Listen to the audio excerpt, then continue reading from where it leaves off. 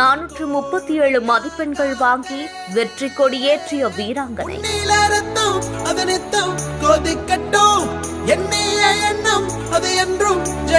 திருப்பத்தூர் மாவட்டம் வாணியம்பாடி அடுத்த கொத்தக்கோட்டை பகுதியை சேர்ந்தவங்க தான் +2 மாணவி. இவங்க கடந்த மார்ச் மாதம் 25ஆம் தேதி இவங்களுடைய கடைசி தேர்வை எழுதுறதுக்காக பேருந்து நிலையத்துல பேருந்துக்காக வெயிட் பண்ணிட்டு இருந்திருக்காங்க. அப்போ அவங்க வந்த அரசு பேருந்து நிற்காமலே போனதால நீண்ட தூரம் பேருந்துக்கு பின்னாடியே ஓடி சென்று தேர்வும் எழுதியிருக்காங்க. இந்த நிலையில தான் +2 மாணவி தேர்வுல வெற்றி பெற்று 437 மதிப்பெண்கள் வாங்கியிருக்காங்க. அந்த மாணவிய பெற்றோர் மற்றும் அப்பகுதி மக்கள் பாராட்டிட்டும் வராங்க. இந்த செய்தி குறித்த உங்களுடைய கருத்துக்களை கீழே கமெண்ட்ஸ்ல சொல்லுங்க. மேலும் செய்திகளுக்கு நம்ம பிஹைண்ட் நியூஸை ஃபாலோ பண்ணிக்கோங்க.